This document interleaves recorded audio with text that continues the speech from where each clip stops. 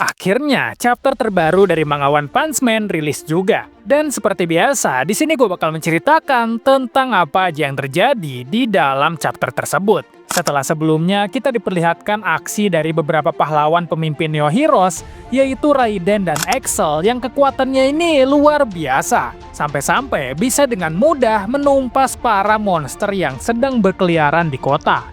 Dan poin utamanya adalah para pasukan pahlawan pembantunya pun punya kualitas kekuatan yang sangat tinggi, serta kemampuan koordinasinya pun sangat bagus. Yang ini ngebuat mereka jadi sangat overpower.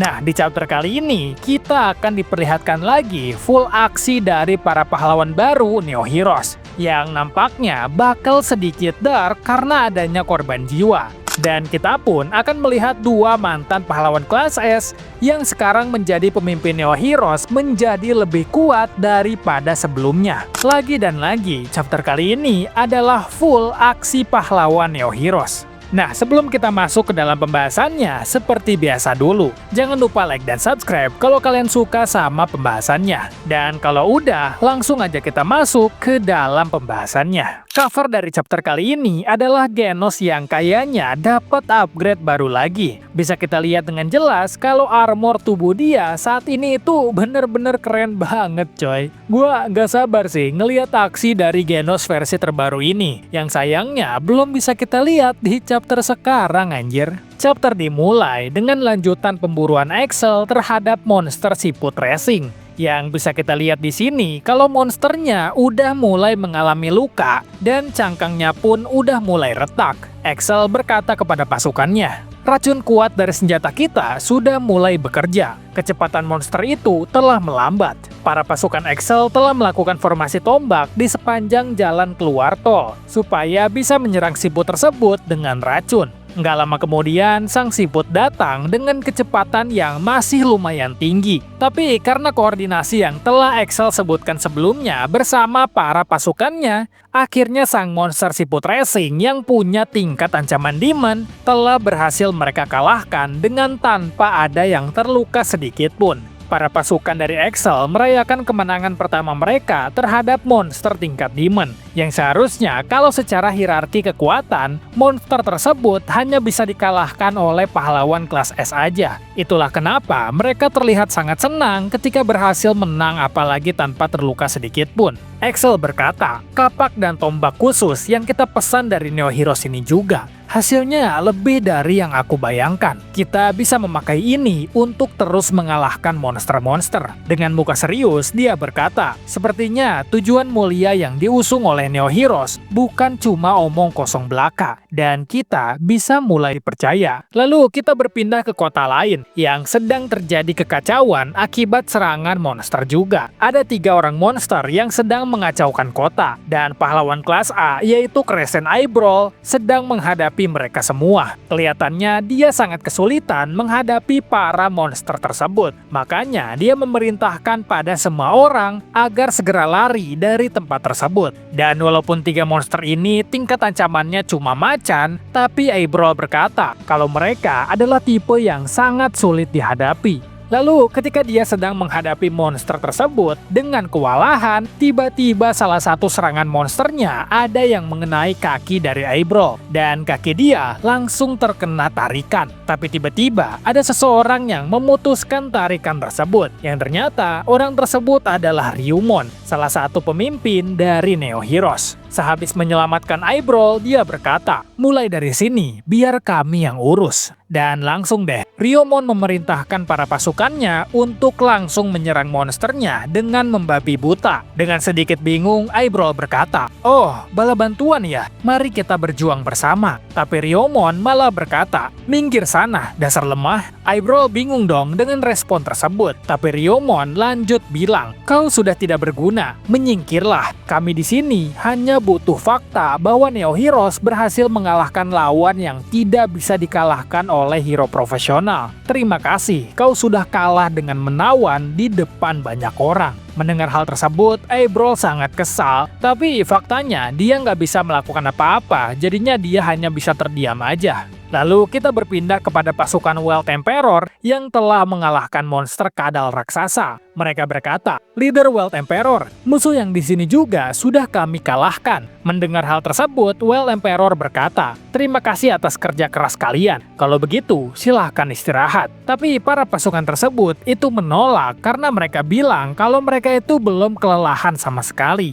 Di sini World Emperor bingung dengan sesuatu. Dia berkata dalam hati, performa Battle Suite ini terlalu sempurna. Apa benda ini dibagikan ke semua 2000 anggota? Sepertinya situasi akan segera berubah. Tapi ada satu hal yang masih janggal. Battle Suite ini bukan cuma armor tambahan biasa, melainkan juga tersinkronisasi dengan saraf penggunanya, menerima sinyal elektrik untuk menggerakkan otot buatan. Aku pernah melihat desain serupa di ruang pengembangan Profesor Bofoy, atau bisa kita sebut sebagai Metal Knight. Apa jangan-jangan Profesor Bofoy juga terlibat dengan semua hal ini? Jika demikian, artinya Metal Knight secara de facto menguasai kekuatan militer antara Asosiasi Pahlawan dan Neo Heroes. Apa sebenarnya yang dia rencanakan?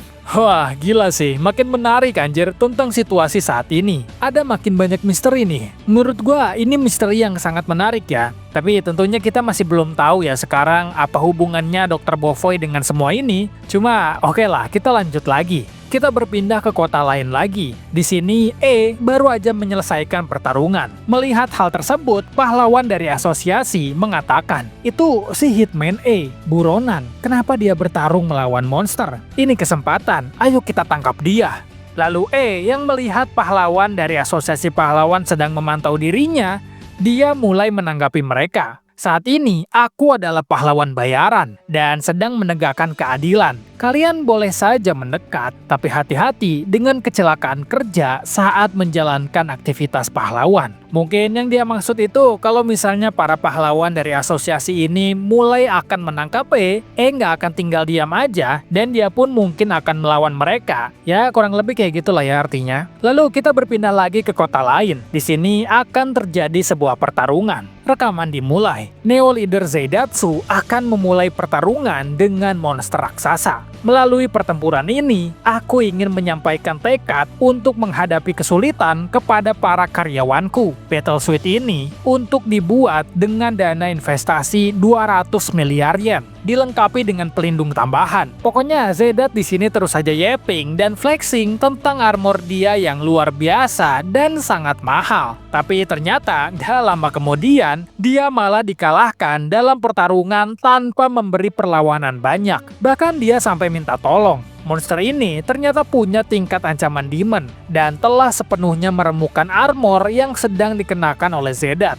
Bahkan tubuh dari Zaidat pun sudah berada dalam ambang batas. Para bawahan dia sangat kebingungan tentang apa yang harus mereka lakukan. Mereka mau nolong tapi nggak cukup kuat buat melawan monster tingkat demon. Alhasil mereka cuma nontonin pemimpin mereka yang lagi berada dalam ambang batas kehidupan. Di tempat lain, kita pun melihat salah satu pemimpin Neo Heroes yaitu Invel Sinave yang kayaknya kalah dalam pertarungan juga. Bahkan mungkin aja dia ini di sini sudah mati. Di sini para pasukannya pun sedang kebingungan tentang apa yang harus mereka lakukan karena pemimpinnya aja kalah, apalagi mereka sendiri. Dua orang dari Neo Heroes ini melihat dari kejauhan. Mereka berkata, "Apa battle suit-nya tertembus? Ya, memang pasti ada lawan yang tidak bisa dikalahkan sih. Kita serahkan saja monster yang benar-benar berbahaya kepada Neo Leader tipe petarung." Dan kita berpindah ke tempat lain lagi. Dan di sini akhirnya kita bisa melihat Metal Bat yang akhirnya beraksi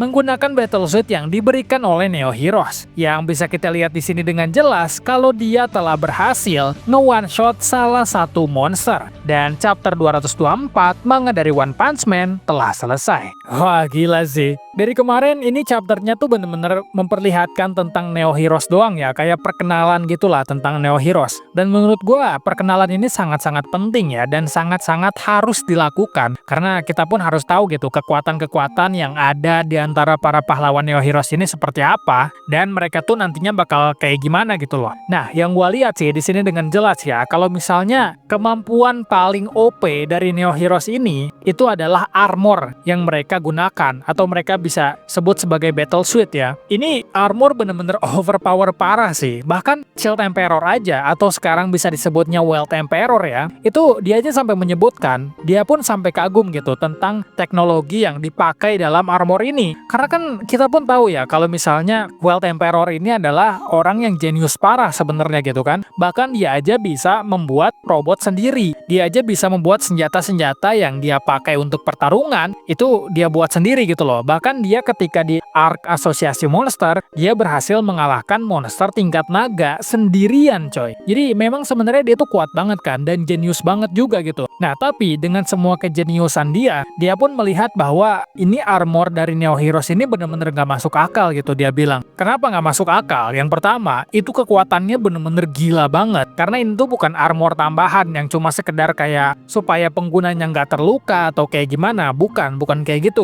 Ini armor tuh bener-bener armor yang bener-bener nambahin kekuatan, nambahin power, nambahin kemampuan. Kita pun jadi kayak nge-unlock beberapa ability gitu, kecepatan lain sebagainya. Itu bener-bener ke-unlock semua dengan menggunakan armor doang gitu. Jadi dia tuh bingung kayak, ini yang ngebuat armornya siapa? Karena dia pun di sini kebingungan banget gitu tentang siapa sebenarnya yang ngebuat armor ini gitu. Dan dia sih menduganya ya, satu-satunya orang yang bisa ngebuat armor se-OP ini ya itu cuma Metal.net doang atau Dr. Bofoy. Karena ya nggak ada orang yang lebih jenius daripada dia kan. Ya setidaknya yang World Emperor pikirkan saat ini tuh kayak gitu. Jadinya dia tuh kayak ngesuspek kayak, oh kayaknya Dr. Bofoy pun ikut andil dalam Neo Heroes ini gitu. Dan yang lebih gilanya sebenarnya ya tentang kekuatan dari armor ini, itu tentang produksi masifnya. Yang dimana armor ini tuh bener-bener ini tuh kan armor yang luar biasa gitu. Armor yang teknologinya bahkan World Emperor aja sampai kebingungan. Tapi gilanya adalah armor ini bisa diproduksi 2000